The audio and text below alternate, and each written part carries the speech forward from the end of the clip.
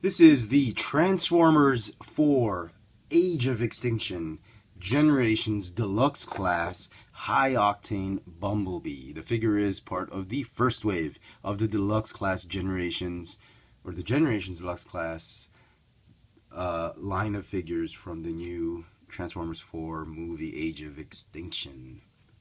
And yes, what would a new movie toy line be without another movie Bumblebee figure? Let me just pan. Oh, all right. Okay. He's in black and yellow. I think that's his stealth mode. Here's a quick look at the packaging. I've sort of grown to love this new dynamic logo of the Transformers and the whole look of the package. It's kind of really, it's kind of grown on me. At first I was like, how can you ruin that age-old Transformers, that thing, that logo? I mean, they changed it with this one, but I think they did a good job. I mean, give it some time and you get used to it. So here it is, and here's the rest of the assortment, so we'll put that away. All right, Bumblebee. Yes, of course. What would another Transformers movie be without a Bumblebee? So here he is. I think this is his evasion mode or his stealth mode. I don't know, but this is his first mode. If you've seen the trailer and you've seen shooting pictures when the movie was being shot, there is a second mode second alt mode, which is the 2014 Camaro. But for now, this is what we got. Pretty cool, pretty neat. The thing I have about these new Age of Extinction figures is that they kind of look a little bit small. We'll see. Here is the missile, the only accessory he comes with. He has a new gun. The hand doesn't transform to a gun, it just pops out of his forearm. You plug this in just like a Star Wars missile, the latest Clone Wars, and then you just push it and it launches. Not that big of a deal. And the blaster doesn't look great without the missile. It's okay. Okay. So, Bumblebee, interesting. Paint apps, very, very nice. If at all, I had to buy a second one because my Bumblebee actually had a little bit of a quality issue on his left eye. I don't know if you guys can see it. I'm trying to see that? There is like a bubble on his left eye, the paint. It's like he's got a pupil. You see that? See that small hole? I know it's tiny, it's not the end of the world, but I don't know. I'm very picky with paint apps, so kind of sucks, but it's small, it's hardly noticeable. But I did get another one, another high octane Bumblebee, just because of that. Overall, paint apps are great. He's got this matte black finish on him, which you'll see more in alt mode. There's some splotches of yellow here and there, but that's fine. All right. Articulation, got a ball joint neck, ball ratcheting, ball hinge shoulders and elbows, no wrists, no waist, ball hinge hips, thigh swivel, hinge knees, and hinge ankle, and that's about it. Kind of sucks he doesn't have a knee, doesn't have a waist joint, but what can you do?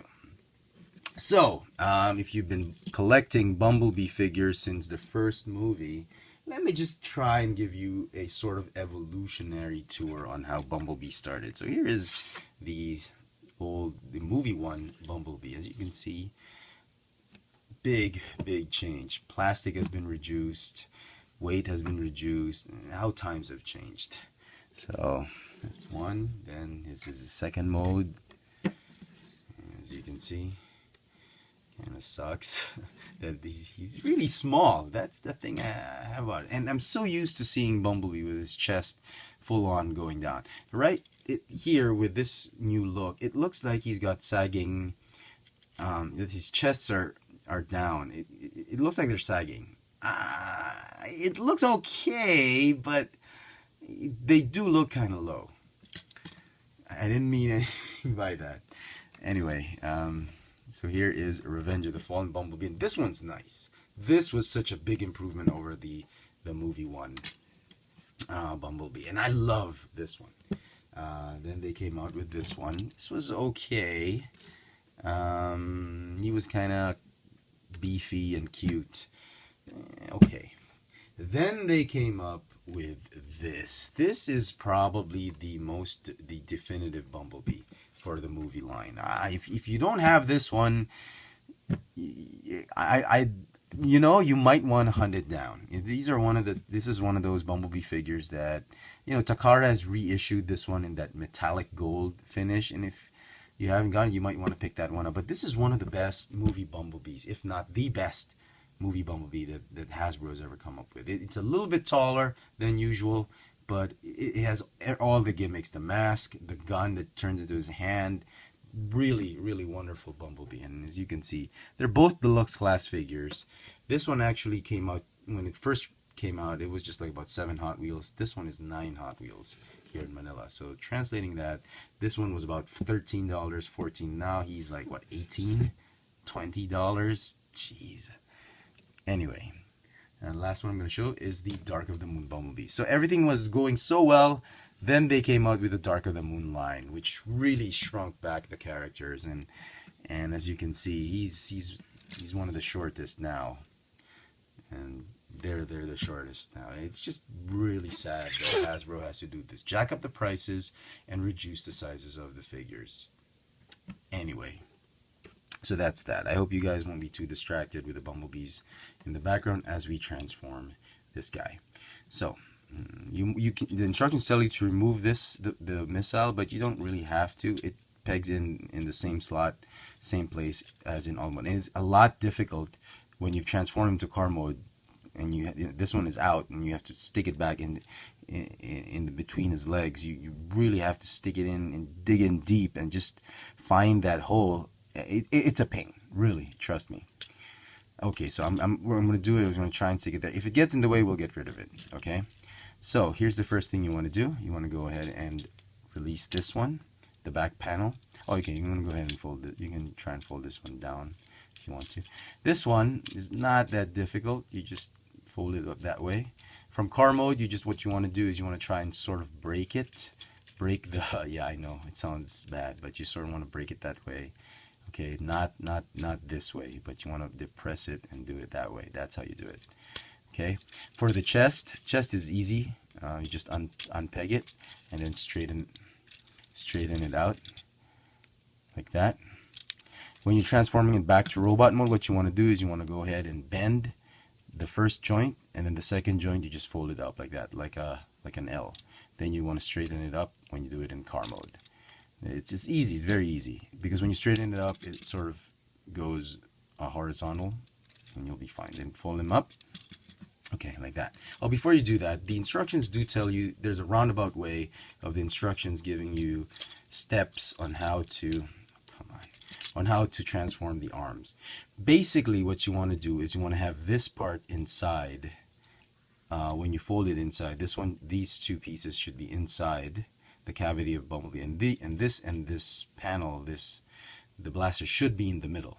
Okay. You can do it this way as instructions tell you, but I'll show you later. You have to get it in a position like this. Oh, my bad. What am I saying? Like this. This is the position you want to get him into. Okay, so you want to go ahead and rotate it this way, and then just perspiring like anything. It's like, damn, it's like 36 degrees here. It's about 92. Oh man, summertime in Manila. Okay, go ahead and, oh, I was just able to do it. What the hell happened? Here we go. All right, pop the whole chest assembly up, right? And it should look something like this. Okay. Then what you want to do is you want to go ahead and fold the hood. Oh, before you do that, you want to fold up the bumper. Then you can go and do that. Same way with this piece. When you fold the fenders in, you want to go ahead and untab the bumper first before you fold. But for time being, let's fold it in. Okay, the legs, you're going to go ahead and fold up the feet this way, and then the calves are going to go back down that way. Easy peasy. There's really, what I like about this Bumblebee, if at all, is not the clearances aren't as tight as the previous Bumblebees were. I mean, these Bumblebees, you had to stick it into his rear, and it was very difficult. This one seems to have a lot of space and clearance, so we'll see. We'll see how it goes. I'm gonna go ahead and tab the windshield like that. Oh, before you do that, you know, it's better if you do the arms first. Oops. Go ahead and fold the arms this way, and like I said, these curved panels should be inside nearest his head, and then the blaster should be in the middle. So do whatever you want to do, whatever you feel is necessary, or your own technique on transforming, but you have to end up in a position wherein these panels are near his head, are inside, and then the forearms are also inside, and then you're just going to go ahead and tab it in like that. See, now you have no problem, because if you had transformed this way, once you transform the legs, you're going to have a difficult time squeezing the missile up his rear. I mean, it's going to be hard finding that hole. So anyway, then what you want to do is you want to slightly bend the knees this way, just like that. Oh, I forgot to mention, one thing I didn't like about this Bumblebee is he's got really short thighs, but really long lower legs. And he's got really short arms compared to the other Bumblebees. So he's kind of weird proportion, but as a toy, I'm really liking it. Poseability, despite the lack of poseability, he's a lot of fun to play with. Transformation, the transformation isn't that bad. I'm really liking it. It's not as complicated as the previous Bumblebees.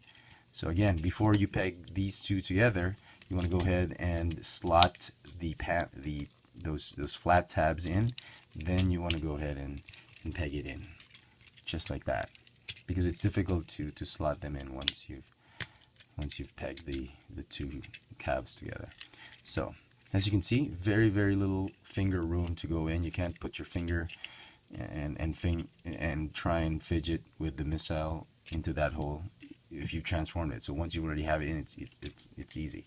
All right, last bit, you want to go ahead and untab this piece again just a little bit, so you can sneak in the fender like that. Same here. Then you want to go ahead and tab it in.